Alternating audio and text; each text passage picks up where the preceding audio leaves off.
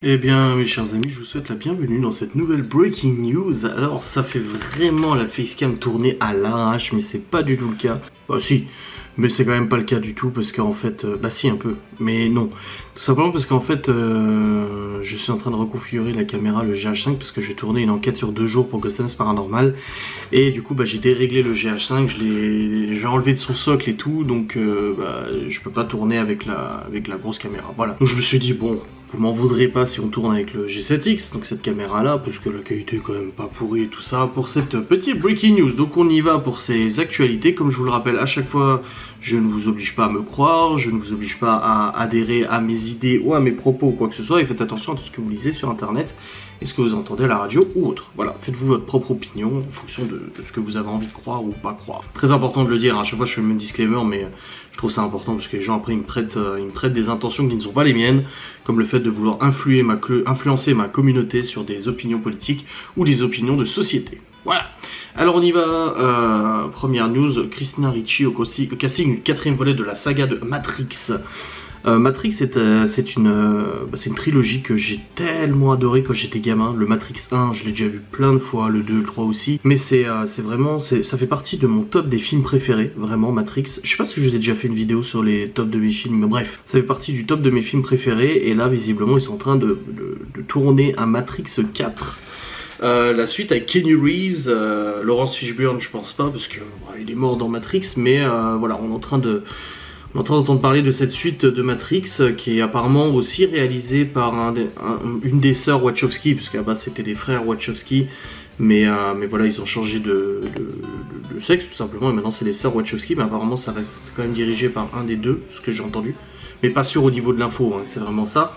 Mais du coup moi j'attends avec impatience. Alors c'est toujours le risque, genre 15-20 ans après, d'avoir une suite d'un film que t'as adoré, tu sais pas trop ce que ça va donner, et on verra bien. Et je rebondis d'ailleurs, ça n'a rien à voir avec la breaking news, enfin avec les news actualités et tout ça, mais j'attends surtout Kaamelott le film, qui a été reporté plusieurs fois à cause de la période Covid et tout ça, et qui doit sortir normalement le 21 juillet, donc le jour de mon anniversaire 2021, il y a le film Kaamelott qui sort, et j'ai super hâte de voir ce film parce que j'adore Kaamelott, voilà. Nous avons ensuite le prince Harry et Meghan Markle annoncent la naissance de leur second enfant. Bah félicitations. Moi je suis pas trop... je suis forcément un peu tout ce qui se passe de la famille britannique et tout ça. En plus quand tu regardes The Crown, bah forcément t'es un peu curieux et tout. Voilà, mais ouais, apparemment ils ont leur second enfant. Je pense que ça doit pas être facile. Ça n'a pas dû être facile pour eux. Ça doit pas être facile de vivre dans une famille comme ça.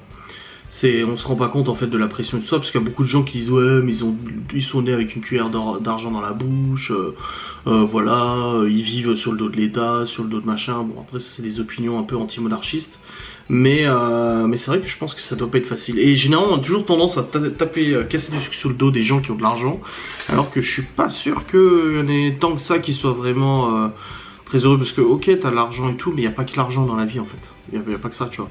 Et c'est pas parce que t'es blindé de thunes que t'es forcément heureux et que t'as pas de problème. Moi c'est ça, c'est qu'on a l'impression que du moment où t'as de l'argent t'as aucun problème, alors que si, tu peux en avoir tu vois. On se prépare à rouvrir ses portes ce mercredi, oui, le mercredi 9. Nous avons plein de choses qui vont réouvrir, dont les salles de sport. Donc j'ai dit je vais m'inscrire à une salle de sport. Mais il y a plein de choses qui vont rouvrir, comme les parcs d'attractions et tout. Donc on a vraiment hâte que ça se fasse. Est-ce que cette année on a prévu d'aller dans un parc d'attractions? Je pense qu'on en fera un, probablement. Lequel je ne sais pas encore, peut-être Europa Park. Je suis plus pas sûr Europa Park parce que on est quand même, voilà, on a quand même des enfants qui sont relativement grands maintenant, Malone, Libby, Léo, Théo, qui ont fait des manèges à sensations à Frépertuis par exemple. Bon, Chloé est un peu plus petite, mais il y a quand même des manèges qui sont adaptés pour elle. Donc je pense que cette année on va peut-être essayer de se faire un petit Europa Park.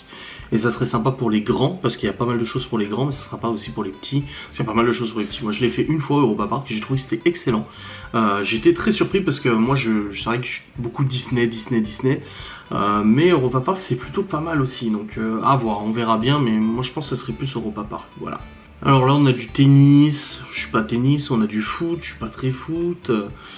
Là c'est de la politique pour Mélenchon, pas d'union, hypocrite à gauche au premier tour mais un vote commun au second.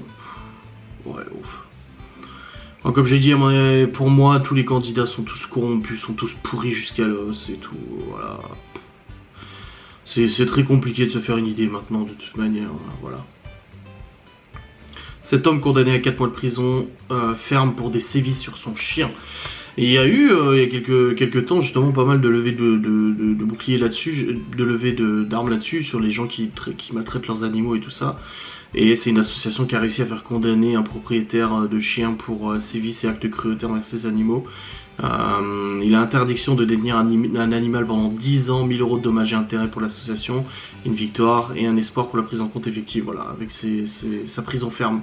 Bah, c'est pas plus mal, la prison ferme, parce qu'il faut pas négliger la torture, que ce soit sur les animaux ou les hommes, ou n'importe quelle autre espèce, voilà.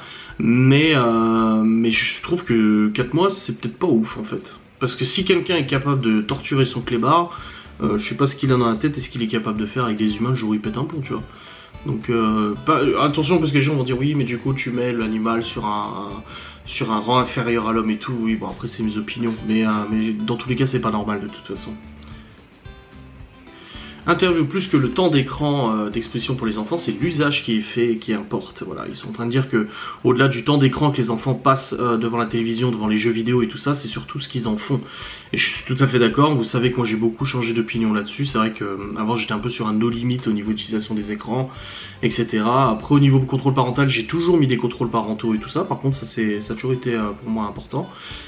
Mais au niveau d'utilisation et tout, j'ai beaucoup réduit pour les enfants. Voilà, ils ont 2 heures hors jour d'école et une demi-heure les jours d'école de console, tout confondu, que ce soit la DS, que ce soit la Xbox, que ce soit le PC, la Switch ou quoi que ce soit. Et je trouve que c'est très bien comme ça. Et j'ai vu une amélioration considérable de la nervosité chez Théo. En l'occurrence, oui, Théo, c'est vrai que ça l'a pas mal. Je trouve que je le vois quand les jours où il n'y a pas d'école et il passe 1 heure, 2 heures sur la console ou le PC, on le sent quand même plus nerveux, tu vois. Donc c'est bien que ça soit limité. Maintenant, faut pas tomber dans l'extrême. Je reste, voilà, c'est pas pour ça que dans 6 mois je vais vous dire ah non mais chez moi il n'y a plus d'écran, plus rien. Non, je pense qu'il faut un juste milieu et je trouve que ce juste milieu est bien à ce niveau-là. La boxe, Roger Federer, Macron mardi avec Valence avec des restaurateurs pour la suite de son Tour de France. Ah bah oui, on voit bien que les élections approchent, hein. C'est quoi, c'est les départementales ou les régionales, je sais plus. Mais on voit que les élections approchent, hein, de toute façon. Hein. Ça fait une vidéo avec McFly et Carlito. Pour ceux qui m'ont demandé, je n'ai pas regardé la vidéo de McFly et Carlito, ça ne m'intéresse pas. Par contre, j'ai regardé l'analyse de Stéphane Edouard et aussi l'analyse de Fabio Licard, que j'ai trouvé très intéressante et très pertinente. Bah c'est tout. J'ai pas d'autres news. Bah c'est un peu triste là, les news et tout.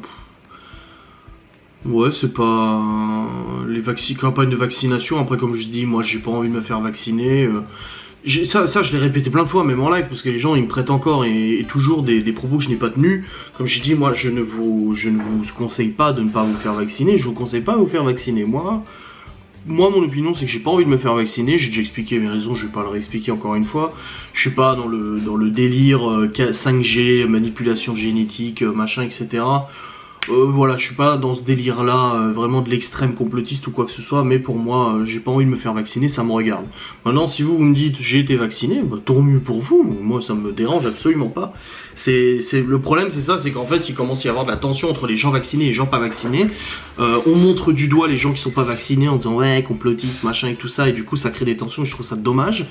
Mais de l'autre côté, à l'inverse, on montre aussi du doigt les gens qui se font vacciner en disant ah, espèce de mouton, t'as accepté de te faire vacciner, Moi, faites ce qui vous rend heureux, faites ce qui vous fait plaisir. Si vous avez envie de vous faire vacciner, faites-le, ayez confiance et faites-le. Et ceux qui n'ont pas envie, bah, ne le faites pas, et puis ne culpabilisez pas de ne pas suivre les instructions ou quoi que ce soit. Voilà, c'est tout, on est libre, on reste dans un pays libre, on fait un peu ce qu'on veut en fait, tu vois. Donc, pas besoin de tergiverser 150 ans à ce sujet, je pense que c'est un débat qui n'a pas lieu d'être au niveau de la vaccination. Chacun fait comme il veut et en son âme et conscience. Voilà, après on verra bien ce que ça donnera au niveau du pass sanitaire, si on aura interdiction d'accéder à certains organismes, certaines choses, certains lieux, etc. On verra bien. Là je serai un peu plus, catégorique si on nous interdit d'accéder à certains endroits parce qu'on n'a pas été vacciné. Je trouverais ça vraiment extrêmement grave au niveau de nos libertés fondamentales, tout simplement, de nous déplacer, etc. Mais on verra bien encore une fois où ça ira, on ne sait pas. Il y a beaucoup de choses qui ont été dites, beaucoup de choses qui se sont confirmées malgré le fait que notre gouvernement nous dise ah non, pas du tout. Et d'autres choses aussi qui ont été dites et finalement ne se sont pas passées. Donc on verra bien, on avisera à ce moment-là. Bref, j'en ai fini avec cette breaking news qui était assez courte. Avec pas beaucoup de contenu, mais après moi je suis les news qui s'affichent sur mon écran et puis voilà. Je vous remercie beaucoup d'avoir regardé cette vidéo, j'espère qu'elle vous a plu et je vous dis à très vite pour une nouvelle breaking news, une fois par semaine comme d'habitude. Salut.